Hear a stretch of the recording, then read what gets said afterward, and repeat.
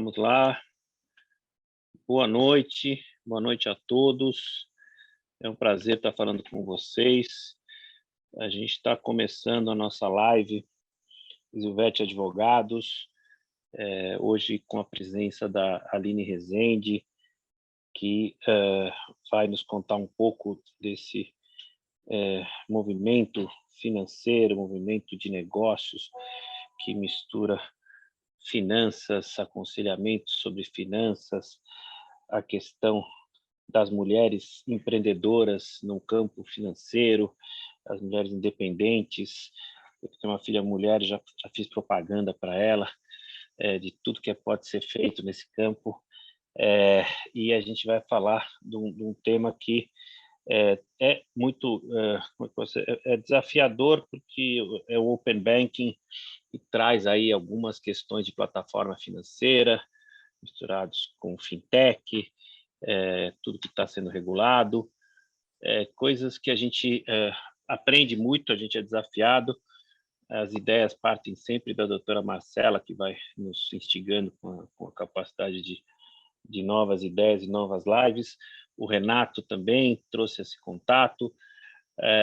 Então, vamos falar de um tema que talvez o tempo não nos seja muito suficiente, mas a gente tem essa missão de manter 1 hora só de live, e vamos aproveitar da simpática presença da Aline Rezende para a gente estar nesse debate agradável, nessa tarde fria aqui em São Paulo. Espero que esteja calor na Irlanda, onde está a Aline Rezende. Então, vamos lá. Marcela Cavallo, o que temos para hoje, minha cara? Bom dia, doutor. Bom dia. Boa noite, doutor Fernando. Boa noite, Aline. Boa noite, Renato. Tudo bem? É o hábito, né? Queria agradecer aqui a presença da Aline. Estou muito feliz com a participação dela e tenho certeza que o debate vai enriquecer muito. É uma mulher, um exemplo de mulher empreendedora que está entrando num meio muito importante que a gente vai explorar aqui um pouquinho hoje, né? Então, hoje vamos falar do Open Banking, que é essa grande revolução no mercado financeiro.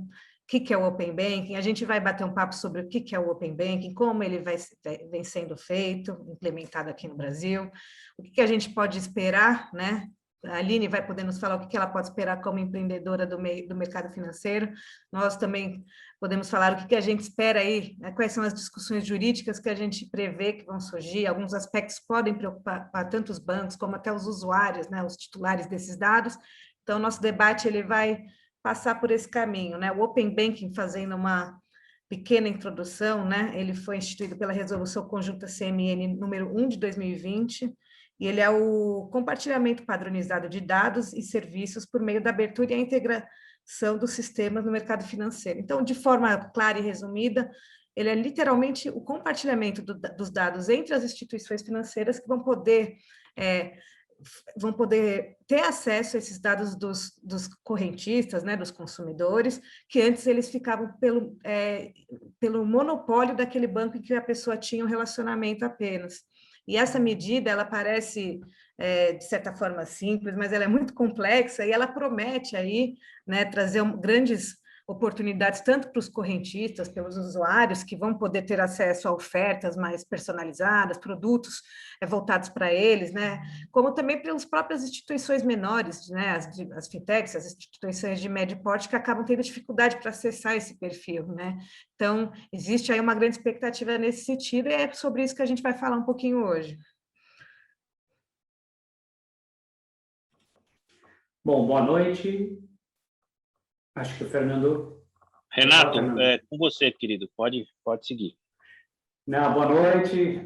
Fazendo aí agradecimento à presença de todos, especialmente da Aline, que certamente vai engrandecer aí nossa conversa, trazendo a experiência dela, a vivência dela e um outro olhar não tão jurídico, se bem que ela vai falar para vocês, ela também é advogada, então ela também vai ter esse viés na hora de apresentar suas posições.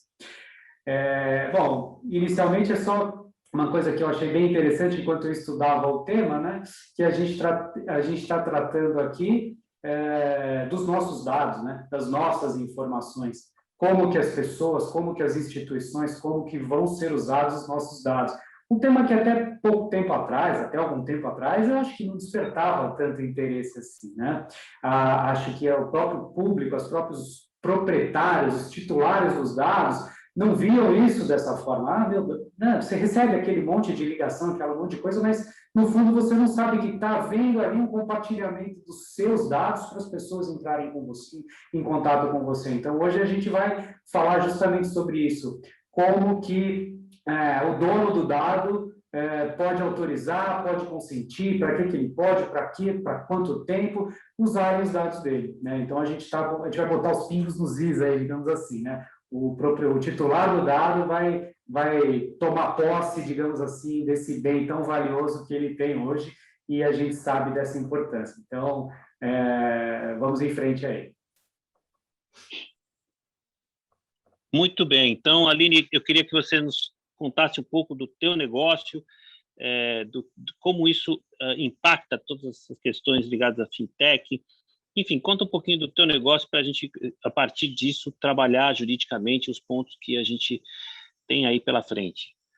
Boa tarde aqui, boa noite aí. Por favor, Aline, nos diga o que você tem aí pela frente. Olá a todos, boa tarde, boa noite, né? Aqui já passam das 22 horas. Bom, como o Renato falou, eu tenho a mesma formação que os colegas aqui, né? Também sou advogada, pós-graduada em Direito Processual Contemporâneo, né? Então, eu sempre gostei desse viés mais contemporâneo, mais atual, porque o direito é uma ciência muito dinâmica, né? Ela está mudando o tempo todo. Inclusive, o objeto de estudo hoje é uma lei nova, enfim, que apesar de ser de 2018, vai ser implementada agora em agosto, né? Então, ele está sempre mudando, sempre atualizando, eu sempre gostei desses temas, em paralelo a isso, tecnologia também, né? Trabalhei 9 anos em instituição financeira multinacional e 1 ano com tecnologia artificial.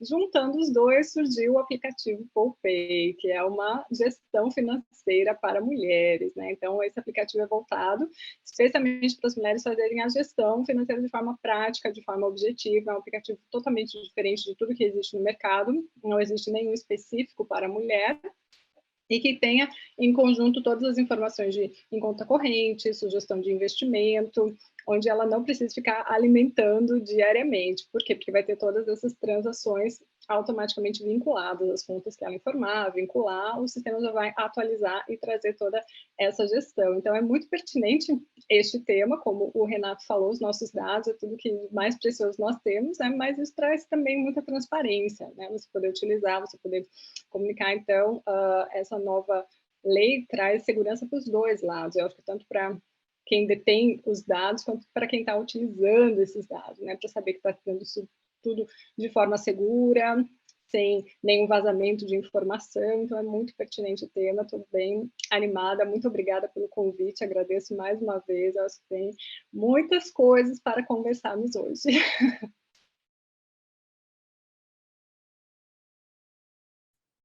Vamos lá, gente. Nós temos aí um tempo curto para tanta coisa. É uma dança de dados, né? O Open Bank, né? Eu posso dizer que a gente trabalha com dados que, dentro da ideia de inteligência artificial, explora esses dados, aproxima as pessoas, coloca as pessoas de crédito de um lado, de necessidade de crédito do outro. Vamos dizer, é um catalisador de um marketplace, eu posso entender desta forma, e, claro, tem esse desafio de trabalhar com dados. Ultimamente, no Brasil, principalmente, talvez eu tenho ouvido falar também na Europa, tem uma exploração muito forte dessa questão da proteção de dados, né? Por um lado, também estimula os escritórios chamados os tubarões que buscam caçar questões, litígios, debates sobre proteção de dados, quebra de proteção de dados. Isso aqui no Brasil está começando, tem muito escritório interessado, denúncias às vezes não sempre, vamos dizer, éticas, que exploram a questão dos dados. E quando você trabalha com dados, esse ponto fica mais latente. Eu vejo, pela Marcela e pelo Renato, que os dados estão, vamos dizer, trazendo problemas para as empresas. Para vamos dizer, uma inteligência artificial, um modelo de inteligência artificial, uma fintech, com toda essa competição por clientela, né? Eu vejo que existem bancos médios e grandes bancos interessados nesse mercado, né? Isso potencializa essa briga. Marcela, como é que está o termômetro aí do contencioso, para a gente pensar aí como é que está, depois a gente passa para a Aline e ver se ela concorda aí, se na Irlanda está a mesma coisa ou no mercado nosso em geral está complicado. Interessante é que quando a gente pensa no Brasil, né, no contexto do Open Banking no Brasil, talvez, obviamente eu não vou ficar aqui me comparando a situação do Brasil com a dos outros países, mas é interessante que a gente tem aqui 5, né, grandes instituições financeiras que até então elas detinham um monopólio do mercado financeiro. Então, é evidente que quando a gente tem iniciativas como essas, a gente vem de uns bons anos com várias fintechs ocupando espaços importantes, né, dentro do consumidor, cada vez mais dentro da vida do consumidor, e isso de fato incomoda. Então, não existe um contencioso de fato com relação a isso, porque na verdade esse espaço ele já existe, né? Os bancos eles já entenderam, né, os principais, as grandes instituições financeiras, que eles precisam se adaptar a essa nova realidade, porque senão eles vão perder espaço no mercado.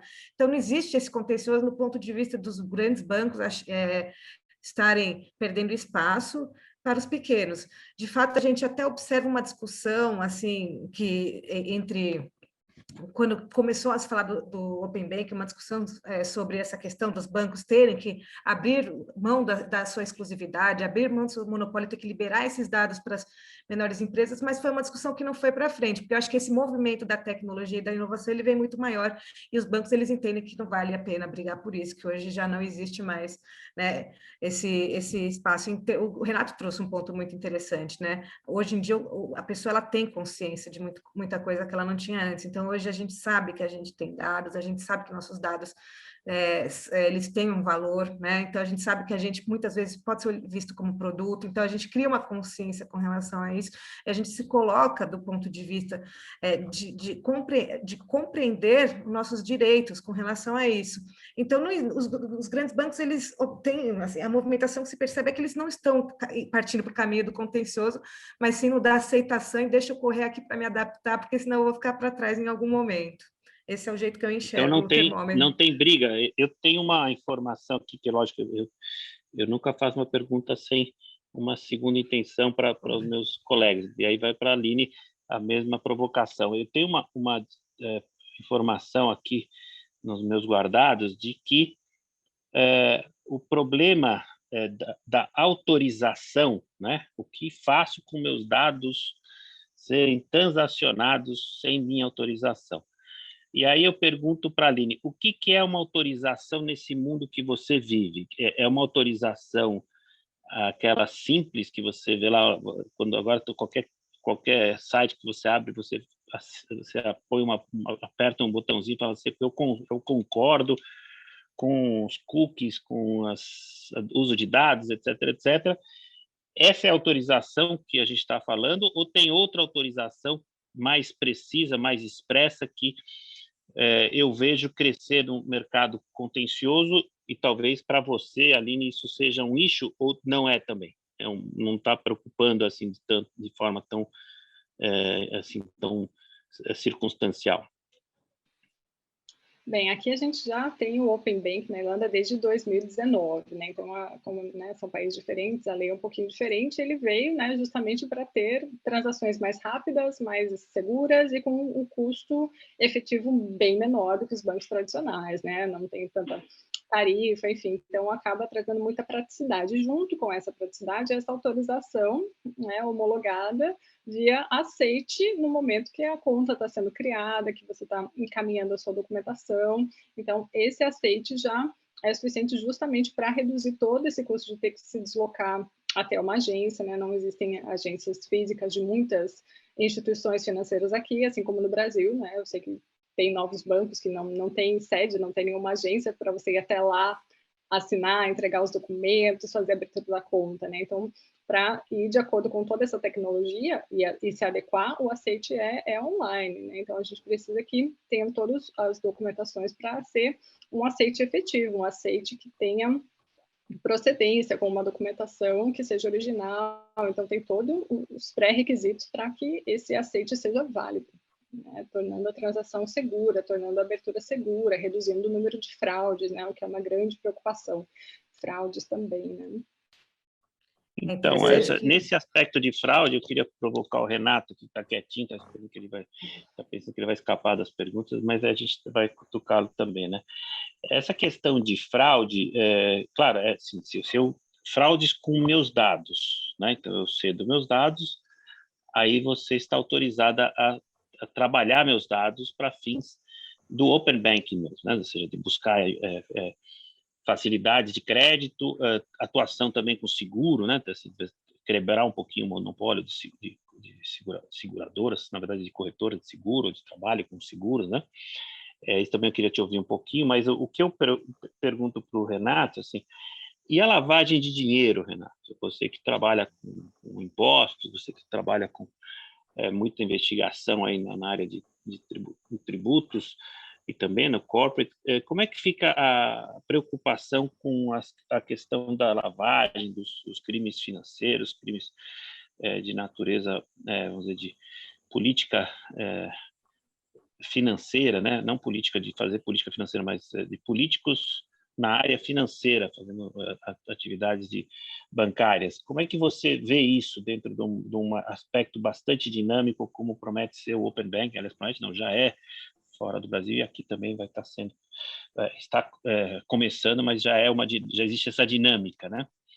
O que você vê, Renato? Você acha que isso é um risco, não?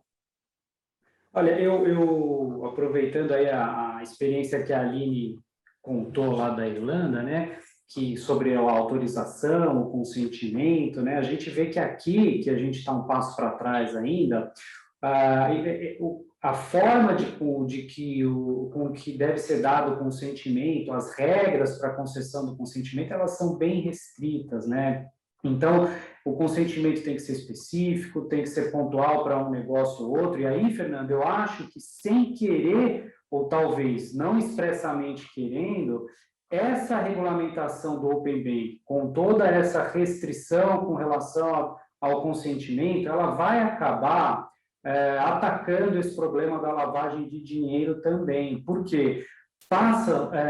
Instituições menores e que participem, seja obrigatoriamente, seja de modo voluntário do Open Banking, elas vão ter que compartilhar os dados e automaticamente passarão a ser fiscalizadas e regulamentadas pelo Banco Central de maneira mais atuante ou mais forte. Então, eu estou imaginando que não tenha sido o principal objetivo, como de fato eu creio que não foi, mas vai acabar tendo essa finalidade também, o que será muito bom no meu modo de ver, porque todas as transações poderão estar debaixo de um mesmo guarda-chuva, da mesma fiscalização, sejam elas praticadas por instituições grandes, por instituições menores, que, na medida em que compartilhem os dados, todas elas vão ser fiscalizadas e vistoriadas aí com o mesmo afinco pelo regulador. Então, vamos lá, vamos voltar para a questão de regulação mesmo. Você sabe que tem aqui no centro, no Brás, na Moca, tem um pessoal lá que não gosta de pagar imposto, né? Eles não gostam de pagar imposto. E eles, desde que eu conheço aquele setor de comércio bastante agitado, nada contra aquele setor, acho um ótimo setor, tenho feito bons clientes desde que eu comecei a advogar. O que acontece com eles é que eles gostam daquele excesso de cheques, né? Cheques para cá, valores financeiros baixos, bastante movimentação e pouca regulação, pouca nota fiscal, no bom português. E fazem transações muito quer dizer, muito intensas no campo financeiro, em moeda estrangeira, às vezes com depósitos de valores que aparentemente não estariam no foco do COAF, no foco do Banco Central. Em que medida isso, dentro de um universo tão dinâmico como as fintechs, estaria mais fácil, e como o Banco Central poderia investigar, e o COAF, as entidades regulatórias, tanto aqui quanto fora, podem investigar isso. Você tem uma experiência sobre isso, Aline? Eu acredito que é como o Renato falou, vai estar embaixo, né, do mesmo guarda-chuva ali, então todos vão ser avaliados e fiscalizados da mesma forma, né? Tem bancos novos surgindo a todo momento, né? Então essa fiscalização precisa sim ser mais efetiva, e esses meios, né, de pagamentos, como cheque, por exemplo, aqui fora praticamente já é extinto, não se utiliza mais porque é um meio muito fácil de falsificação, de fraudes, né? Enfim, então tudo isso que movimentação em papel, em moeda, enfim, já está reduzindo muito. Eu até vi uma notícia que diz que o Banco Central no Brasil já está criando o real digital, né? Então eu acho que logo essa evolução chega aí também para poder minimizar essas fraudes com papel moeda, com cheques, enfim. Então tratar os iguais na medida da sua igualdade, e os desiguais na exata medida da sua desigualdade, né? Então, eu acho que é muito, muito, muito importante estar toda essa regulamentação e ela ser efetiva para todos, né? Porque todos esses pagamentos que já são quase irregulares por si só, né? Já é uma forma muito, muito fraca de ser efetiva, então ele é muito fácil de fraudar, então quanto mais evitar a propagação desses meios de pagamento, mais vai se evitar esse tipo de fraude, essa sonegação de impostos, como você falou, né, Fernando? Então, eu acho que é importante reduzir esses meios de pagamento para que se reduzam essas fraudes e se reduzam esses impostos não pagos e todas as consequências dessas movimentações irregulares. Dentro dessa discussão, agora, Marcela, me responde essa questão que eu vou te colocar. Eu na pandemia, ando assistindo muito filme, né? E vários filmes, várias séries tratam dessa questão da fintechs, os temas da fintech, da dinâmica financeira. E muitos desses filmes trabalham com a máfia, e tem um desses filmes que chamou a atenção, que para numa briga de máfias, um coloca as transações financeiras no nome do outro, e quando vai ver, a polícia pega o rival e não pega o verdadeiro malvado da conversa, né? Se isso acontece no nosso mercado de fintechs do Brasil, claro, não na máfia, mas dentro que envolva pessoas de bem, é um medo muito, eu estou falando um medo muito latente dos consumidores em relação à tecnologia.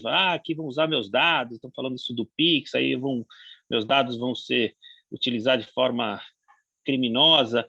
Como pode defender uma pessoa de bem pelo uso indevido dos dados? É igual a qualquer banco? Como é que você vê isso? Vai ter uma indústria também de indenizações? Como é que você vê isso, Marcela?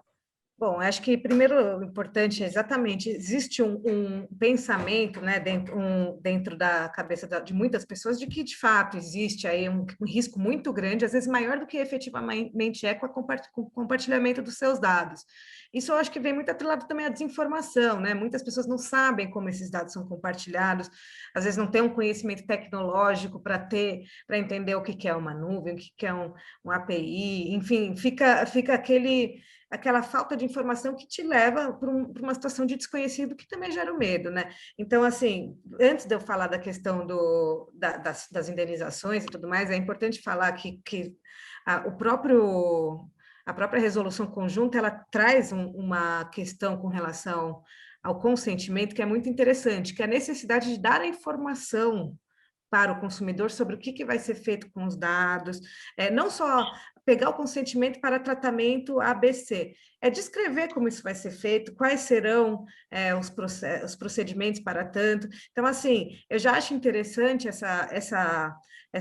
esse cuidado a mais que traz, né, que foi trazido pelo Conselho Monetário Nacional, que é justamente, no meu ponto de vista, eu interpreto isso como uma forma também de combater esse preconceito, esse desconhecimento que a população tem, que eu acho legítimo. De fato, é assustador a gente pensar que nossos dados estão e a gente nem sabe aonde. Agora, com relação às fraudes, né, como, né, qualquer compartilhamento de dados, como qualquer tratamento de dados, né, a LGPD ela tem aplicação, né, por todos esses procedimentos do Open Banking, e ela tem que está, né, ele necessita estar adequado à LGPD, e as sanções elas existem, né, caso tenha verifique aí um tratamento inadequado desses dados. Então, os bancos, eles precisam, né, a LGPD ela é bem rigorosa quando ela pune, né, um tratamento irregular de dados, e não só os bancos, como todas as empresas que estão se adequando, elas precisam ter uma preocupação com isso. Eu percebo que os bancos, eles têm uma preocupação com isso, inclusive uma discussão muito interessante que está tendo aí, é que o sistema não pode ser tão seguro a ponto de excluir aquelas pequenas empresas que talvez não consigam ter acesso a isso, mas também não pode ser tão brando a ponto de um grupo de adolescentes criar uma fintech e conseguir ter acesso a todos esses dados. Então, existe aí uma preocupação muito grande, até o grau de segurança, o grau de rigidez, né? De segurança, o grau é alto, mas qual vai ser a rigidez para que se tenha acesso a esses dados? Então, sim, as instituições elas estão sujeitas às penalizações se esse tratamento não for feito de forma adequada, e evidentemente que o titular que tiver seus dados utilizados de forma irregular, ele tem direito a uma reparação, né? Uma indenização, e isso com certeza acho que é o grande foco, assim, seria talvez no meu ponto de vista a maior problemática do Open Banking é essa, justamente como que a gente vai dar uma segurança para esses dados, e como que a gente vai tranquilizar o consumidor com relação a isso também. Muito bom. Agora, veja só que interessante. A Cláudia, que está aqui escondida atrás do Zilvete Advogados, né? Daqui a pouco ela vai brigar comigo depois, mas ela é nossa CFO, CEO, ela é a chefe da gente no escritório, né? E toda vez que a gente chama um consultor financeiro, ele chega com umas planilhas, a gente não entende nada, e ele fala, não, vamos, aplica aqui, tira dali, não sei o quê, não sei o que lá, e a gente percebe uma certa inquietação da nossa CFO pela forma de exposição confusa dos nossos consultores. Eu tenho entendido que a inteligência artificial veio para melhorar esse campo, né? Então, ele trabalha quer dizer, ele garimpa para você, vê as melhores ofertas de crédito, vê as melhores taxas e já te apresenta tudo isso. Por outro lado, também te dá os melhores conselhos de investimento, vamos dizer, com esse trabalho intenso da inteligência artificial, existe uma promessa de redução de custo do dinheiro, né? De custo do crédito. É isso mesmo que acontece? Tem briga nesse aspecto, competição acirrada, ou a inteligência artificial vai acabar com esses gerentes de banco, vai acabar com os consultores que aparecem por aí te vendendo com exposições confusas, inconclusivas? Como é que você vê isso, Aline? É uma competição acirrada, né? Os bancos tradicionais estão tendo que correr atrás do prejuízo agora. Por quê? Porque com as fintechs o mercado está muito mais competitivo. Os valores são muito mais acessíveis, tem novos produtos financeiros com toda essa integração, sugestão de desconto, de investimento, coisas que os bancos não ofereciam, e que se ofereciam, eles precisavam ter toda uma equipe, todo um suporte para atender. E a inteligência artificial atende toda essa demanda. Então, os custos são muito diferenciados de manter uma agência, manter todos os funcionários. Então, os encargos bancários também eram altíssimos. As fintechs não contam com toda essa, né, estrutura. Então, a briga é acirrada. E os bancos estão tendo que se adequar meio que com o que as fintechs estão oferecendo. O que para o consumidor é muito bom, né? O consumidor tem mais opções, não tem mais aquele monopólio dos grandes bancos, onde você paga taxa de abertura de conta, taxa de manutenção de conta, taxa de utilização do cheque, taxa de N taxas, né, com os bancos tradicionais. é taxa em cima de taxa, juros em cima de juros, e com as fintechs, não. Os custos são muito mais reduzidos. Você não precisa pagar taxa para manutenção de conta corrente, você pode ter integração de vários bancos, né? Na PolePay, por exemplo, vai ter integração de vários bancos, integração até mesmo com corretoras. Então, você pode constar tudo no mesmo lugar, o que facilita muito a vida. Então, com custos bem reduzidos, então nem se compara com os bancos. Então, a briga é boa, a briga é acirrada, e eu acho que vem muito para facilitar a vida do consumidor, para democratizar as finanças. Eu acho que vai ficar tudo muito mais acessível, tudo mais claro, às claras, né? Porque antes os bancos detinham toda essa informação. Agora que o consumidor se deu conta disso, muitas pessoas antes recebiam um cartão de crédito em casa que nunca solicitaram. Então, o vazamento de dados já acontecia de alguma forma, né? E não estava sendo regulado.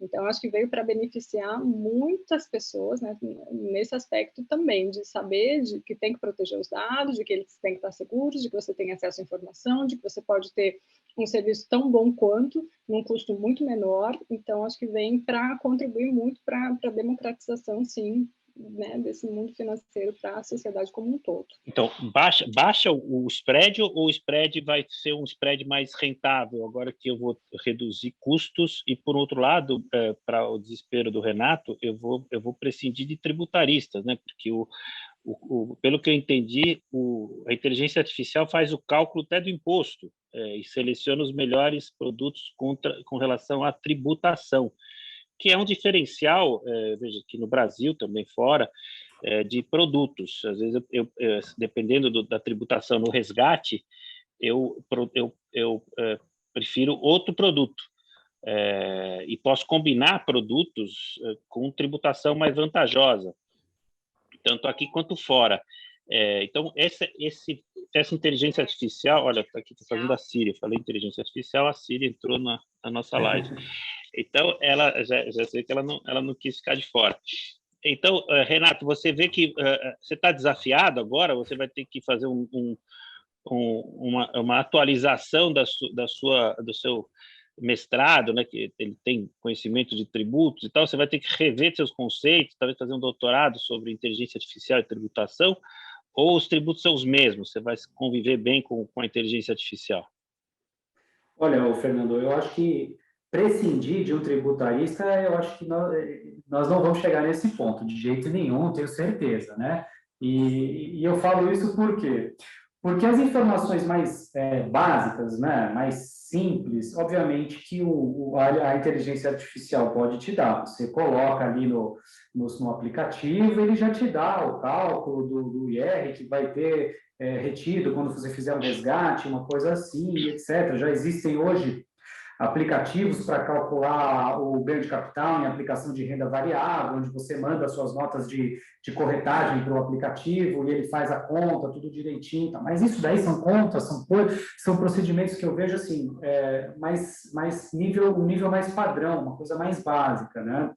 No frigir dos ovos, quando a gente está falando de grandes instituições, de grandes negócios, a perspectiva tributária, ela continua, do seu ponto de vista desafiada, do seu ponto de vista da especificidade, né? Dos detalhes, das minúcias, de você entender a operação. Porque imagina um Open Bank, a gente está pensando aqui da relação do consumidor com o banco dele. Então, ele vai lá, ele vai autorizar o compartilhamento de dados e, a partir daí, acontece um universo de operações até uma outra instituição poder oferecer para ele um empréstimo sem ele ter conta lá, mas com base na vida financeira que ela for sabendo daquele outro banco. Então, existe aí todo um universo de negócios, de feixes contratuais, de relacionamentos, que não tem como prescindir de uma boa orientação e um bom aconselhamento jurídico. Né? Pelo menos é assim que eu vejo, e é assim que eu espero que continue. Não que eu não vá me... Não que eu não o pessoal está se defendendo bem.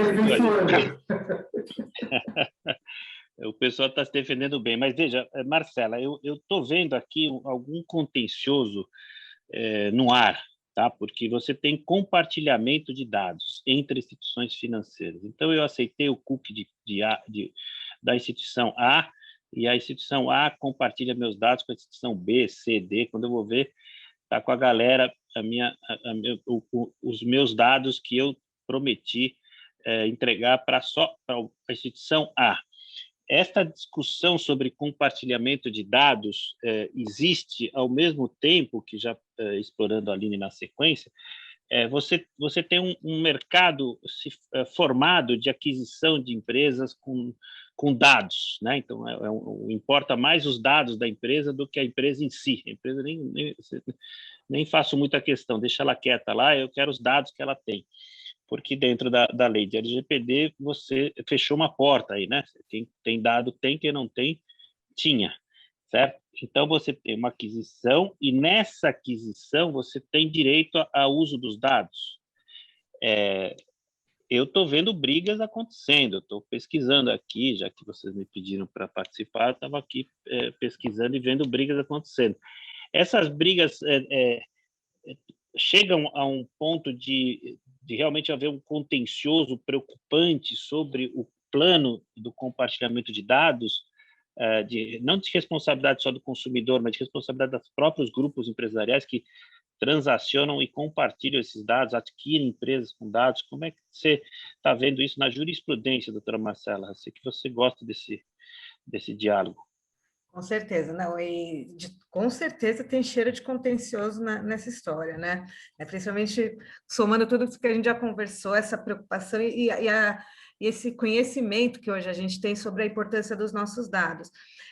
Do ponto de vista do Open Banking, né, é interessante a gente deixar claro que um dos requisitos para que esses dados sejam compartilhados é o próprio consentimento daquele titular. Se eu não quiser entrar nessa dança, eu não autorizo e minha vida vai continuar como ela é hoje, né? Então, a gente pensando teoricamente com esse raciocínio, a gente pensa o quê? Só vai estar com os dados compartilhados quem quer, então a pessoa não tem briga, ela já está ciente de como isso vai acontecer, para ela quer isso e tudo certo. Só que a gente sabe que na prática não vai ser assim, né? Justamente por conta disso. O mercado dos dados, ele é muito, né? É tão complexo que eu não consigo nem começar a explicar aqui. A gente nem sabe quando nossos dados foram compartilhados licitamente ou de forma ilícita, que é o que mais acontece, pelo menos antes da LGPD era o que mais acontecia.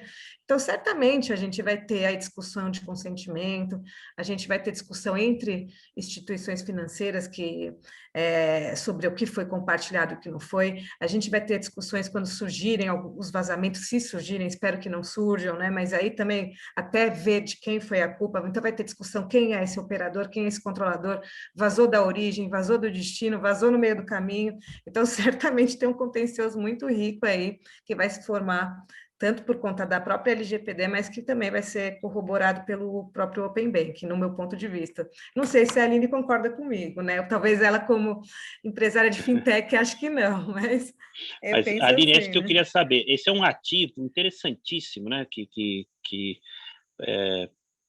praticamente movimenta o mercado financeiro de fintech.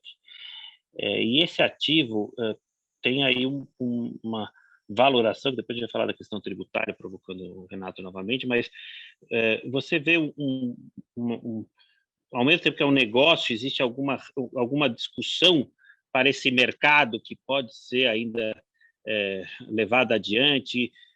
Como é que você está vendo esse desenvolvimento dos dados como um ativo? Tem um ativo que é dado, e esse ativo está movimentando os setores do mercado financeiro.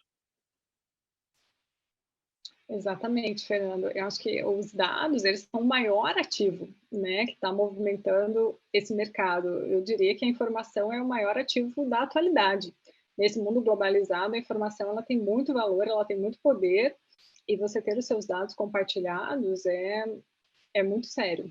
Então, eu acho que é o que a Marcela falou, todas essas leis vêm para corroborar toda essa segurança que precisa ser passada, e eu, como fintech, acho que é fundamental, uma discussão importante, necessária, para que isso aconteça, né? A gente demonstrar toda essa segurança para que as fintechs continuem existindo.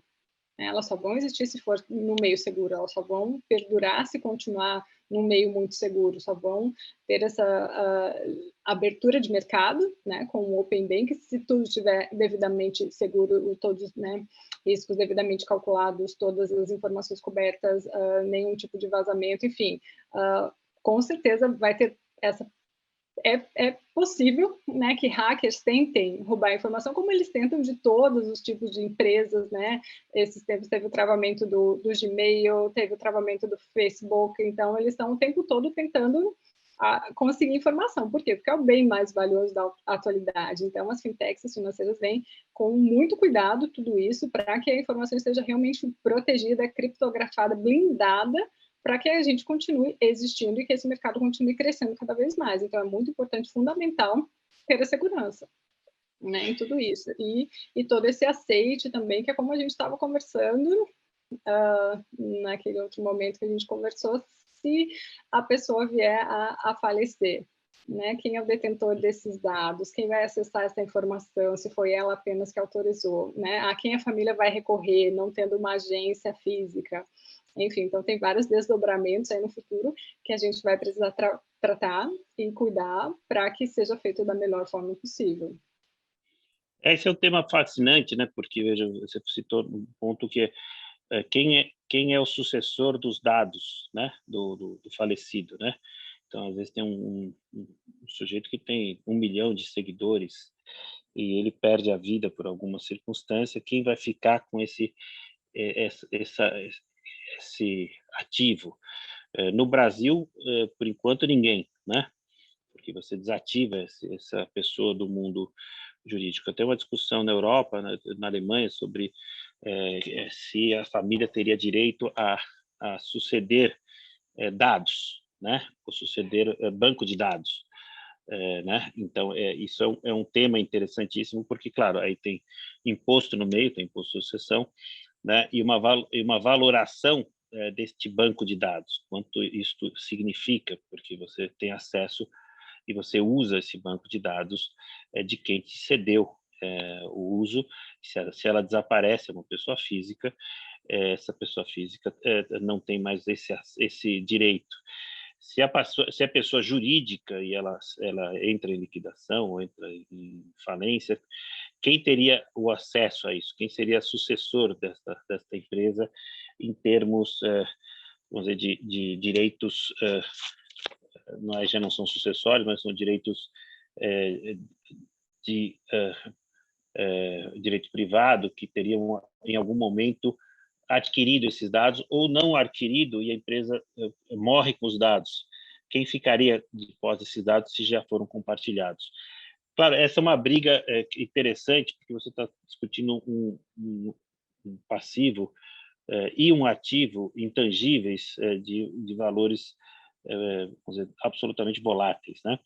Mas do interesse do mercado. Mas, claro, isso faz com que a gente se pergunte, lá no campo do Renato, você tem, voltando para a questão do negócio em si, você tem um crédito muito importante, você tem um trabalho sobre o crédito. Esse trabalho vai desde buscar a pessoa, buscar quem é a pessoa que necessita desse crédito, até colocar para ela a melhor condição de crédito. Isto é tributável, doutor Renato? Ele não queria que eu perguntasse, mas eu fingi de morto e vou perguntar.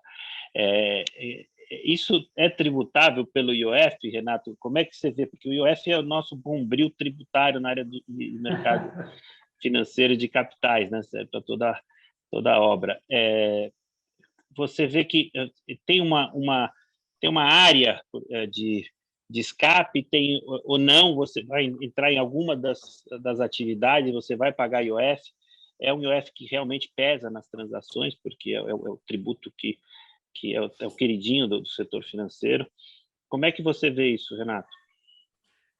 Olha, Fernando, como sempre, né, eu já vinha esperando aqui as suas perguntas um pouco mais delicadas, né? E obviamente que eu já me preparei, né? Porque você sabe como é que a experiência faz a gente ficar preparado, né? Aí eu vejo que a gente vai ter que analisar a situação real para entender o que é que está acontecendo, qual é o fato gerador, porque no sistema financeiro a gente tem aí uma dificuldade em algumas situações de diferenciar a incidência do IOF da diferença do ISS, né?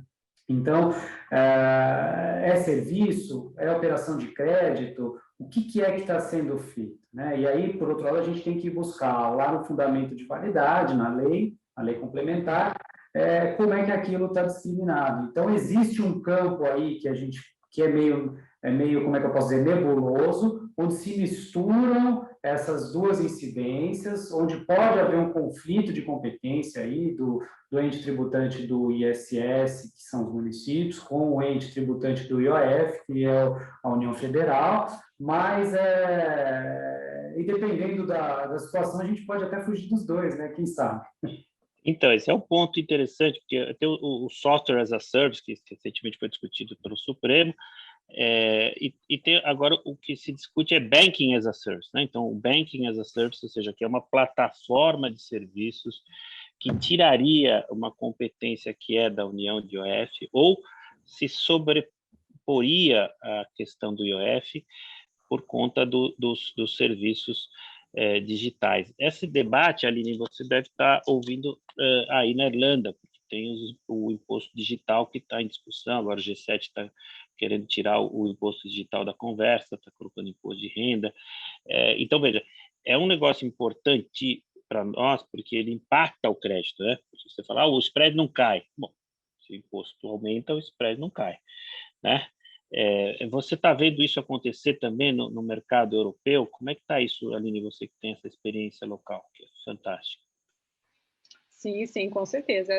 A discussão está em alta aqui ainda, não tem nada definido, por justamente essa questão de competência, né? Com quem fica essa fatia, porque cada um quer garantir a sua fatia ali da tributação, né? Então, acaba impactando no governo, tanto federal, estadual, municipal, enfim. Então, está todo mundo em discussão ainda e, com certeza, impacta no spread também, né? Então, é uma discussão que está em alta, sim, e eu acho que tudo que é decidido aqui vai refletir no Brasil também, já abre precedente e vai facilitar muito a vida de vocês, né, depois, porque como já iniciou a discussão aqui, em breve, né, o Open Bank também já iniciou em 2019, está chegando agora aí, então acaba que vocês já têm essa experiência do que a gente foi desbravando aqui nesse caminho e testando, e tudo é muito teste, é muita discussão mesmo, o G7 está em discussão há um tempo em cima disso para poder tomar a melhor decisão. Então, porque tem muitos desdobramentos, tem muitos impactos, né? E como eu falei, cada um quer garantir a sua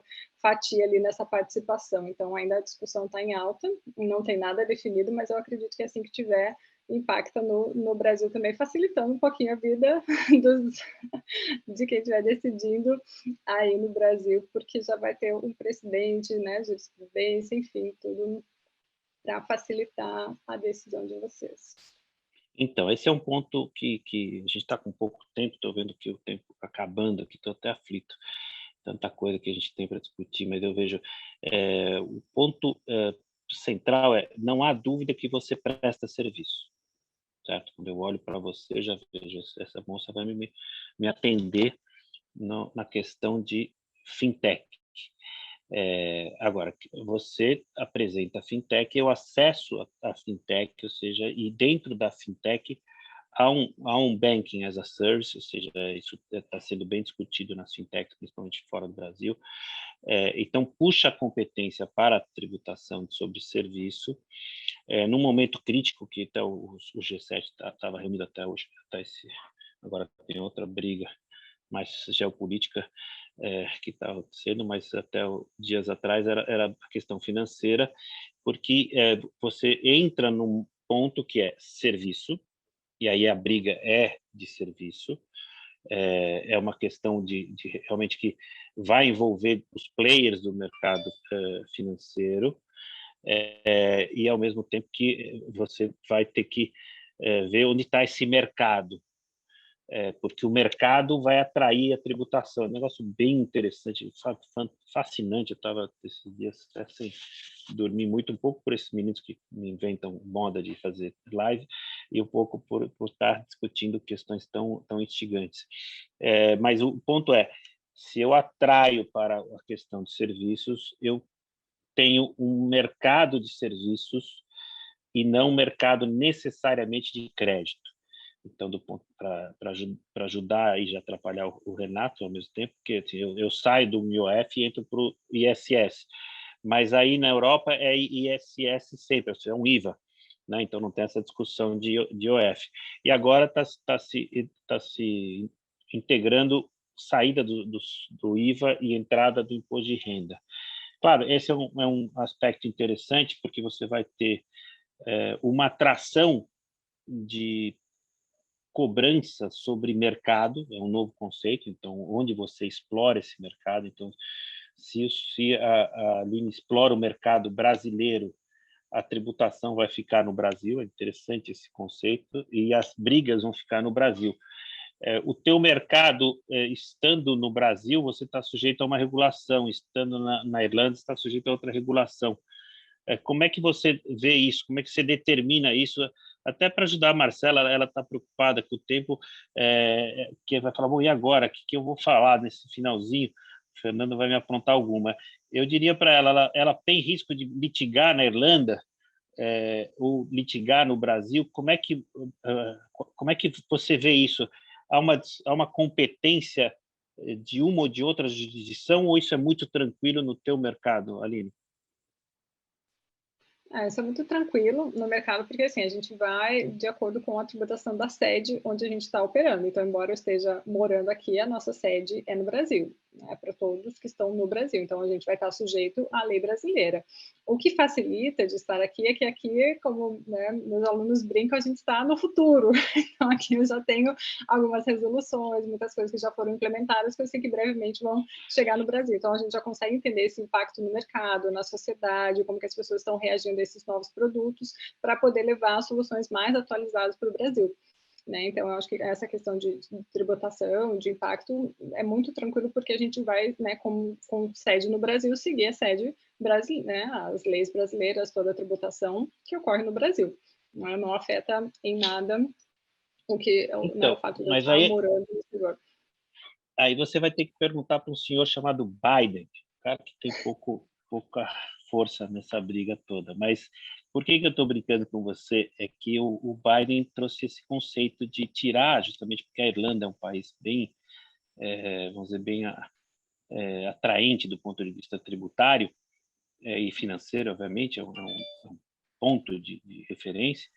Agora, quando você muda o conceito de sede, que é essa discussão que está no G7, eu vou tirar a sede, então o conceito de sede ou de estabelecimento está sendo alterado, isso é um pressuposto.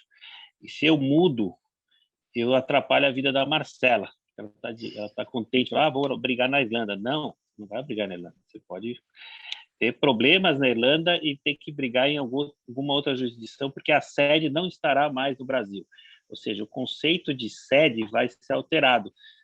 O que faz todo sentido falando em questão de tecnologia da informação, né? Então, se isso você vê essa discussão, principalmente quando você tem foro contratual, né? Aquelas letrinhas miúdas que você vê, foro contratual, foro de arbitragem.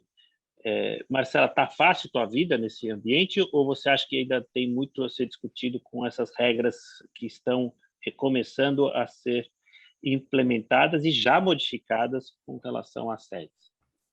Olha, fácil minha vida não está, né? Mas assim que é bom. Não, de fato, a gente tem aí as discussões de competência são sempre muito amplas, principalmente quando a gente envolve mais de um país. Então, depende muito da relação que a gente está tratando, depende muito de quais países a gente está observando, né? Estão envolvidos na situação. Evidentemente que quando a gente pensa em uma situação no Brasil, então eu tenho um consumidor que se sente lesado numa operação no Brasil, o judiciário que ele vai acionar é o judiciário do Brasil, independente da empresa ser ou não estrangeira, a sede estar ou não fora do Brasil, né? Então ele tem, essa é uma segurança para o consumidor. Esse problema ele surge mais, evidentemente, quando a gente está falando de operações estrangeiras e tudo mais. Mas é bom que as pessoas saibam, né, que elas têm a segurança de terem aplicado a lei brasileira quando elas estiverem fazendo as operações delas corriqueiras aqui dentro do nosso país, né? Essa discussão ela não abrange as relações, até porque a gente envolve aí a LGPD, a gente envolve muitas vezes o Código do Consumidor, que protege aí ele traz esse benefício para o consumidor de, inclusive, poder atuar no seu próprio foro de domicílio, né? Tá, então o fórum, vamos pensar assim, o Código Consumidor seria um polo de atração de competência. mas a sede já não. Ou eu vou estar em qualquer lugar do mundo, porque considerando os nômades digitais, como é que eu faço isso, Aline? Eu sei que a gente acabou o tempo, eu vou até te passar a palavra para você colocar suas considerações dentro dessa pergunta que eu estou te fazendo, ou seja, eu tenho uma demanda hoje de negócio, e, claro, por que não cai o spread? Porque existem todas essas questões jurídicas que tornam o negócio mais caro. Você espera que se tiver uma definição melhor das regras, você consiga realmente chegar num spread melhor e numa condição de segurança para o negócio? Né? Com certeza, com certeza. Quanto mais, né, tiver definidas essas regras, mais a gente consegue reduzir isso e acaba impactando no spread do mercado e reflete como um todo. Né? Mas só voltando um pouquinho na questão da sede, muito, muito pertinente, muito importante o que a Marcela falou, né, de ter esse foro, né, no Brasil, no país, porque imagina, o mundo está muito globalizado. Se a empresa tem sede no Brasil, mas um só está na Irlanda, o outro está nos Estados Unidos, o outro está no México, imagina como que fica. Né? Então, é muito importante que tenha essa segurança da pessoa saber que a lei aplicada vai ser a lei brasileira, porque ela está no Brasil, a empresa tem sede no Brasil, não importa onde, né, os sócios estão, porque esse mundo, né, ainda mais pós-pandemia, está cada vez mais globalizado, né? Tem negócios que existem só na nuvem, que não tem uma sede física. Então, é muito, muito importante que o consumidor tenha essa segurança de que ele pode recorrer à lei brasileira, que ele vai, né, ter onde recorrer, então, e vai ser atendida a sua demanda, porque ele não precisa se preocupar, nossa, e agora? Para onde que eu vou? Né? É no Brasil, é na Irlanda, é nos Estados Unidos, é no México, enfim. Então, é muito importante que tenha essa segurança, sim. E, com certeza, quanto mais regulamentado tiver, melhor a gente consegue trabalhar nessas taxas, em todas essas definições, e com certeza isso reflete no spread também. Né? Então, é um ganho de todos os lados. Eu acho que as financeiras levaram um grande susto com o surgimento das fintechs, mas acaba beneficiando demais toda a sociedade. Então, é um grande ganho e eles têm que ganhar também em tecnologia, evoluir a tecnologia deles, evoluir os serviços deles, as prestações de serviço. Então, eu acho que para finalizar, né, como você falou, o nosso tempo foi, eu acho que é um grande ganho para toda a sociedade. Né? A gente tem que usar a tecnologia ao nosso favor. Então, eu acho que isso traz a discussão aqui poderia entrar horas e horas à frente, né? Mas a tecnologia ela veio para facilitar a vida, né? Mas desde que tenha toda uma regulamentação, todo o embasamento, para que todo mundo tenha segurança de utilizar essa tecnologia. Então, é isso que a gente busca, é isso que a gente procura, por isso que eu estou aqui, onde tudo já está mais adiantado, mais evoluído, para poder levar soluções mais seguras, mais atrativas, com melhores taxas, com melhores valores para o Brasil. Muito bem, muito obrigado, Aline, muito interessante, agradabilíssima essa conversa. Eu gostaria de que nós entendêssemos mais, mas a gente está vendo que também você está já entrando na madrugada daqui a pouco, então eu queria te agradecer muitíssimo. Queria te agradecer muitíssimo a tua participação, eu queria te dizer que é um prazer enorme a gente estar conversando e que a gente vai voltar em outras lives. Da mesma forma, agradeço a Marcela, ao Renato por terem providenciado essa live tão interessante, aos nossos colegas que estão aqui nos ouvindo até essa hora. Obrigado a todos, cuidem-se bem, cuidem um dos outros, vacinem-se, vacinem quem vocês gostam, tá? Que logo, logo a gente vai estar mais próximo e com novas ideias, novos temas para conversar. Um abraço para vocês e até uma outra oportunidade. Tchau, gente. Um abraço, querido. Boa noite, muito obrigada a todos. Tchau, boa noite, gente. Um abraço. Tchau, tchau. Boa noite.